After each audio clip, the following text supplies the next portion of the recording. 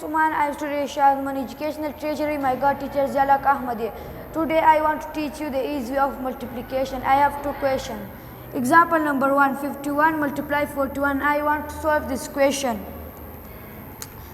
1 times 1 equal to 1. I write 1 here. 4 plus 5 equal to 9. I write 9. 4 times 5 equal to 20. I write 20. 2091 is the answer. Example number 2. 31 multiply 41. 1 times 1 equal to 1. I write 1 here. 4 plus 3 equal to 7. I write 7. 4 times 3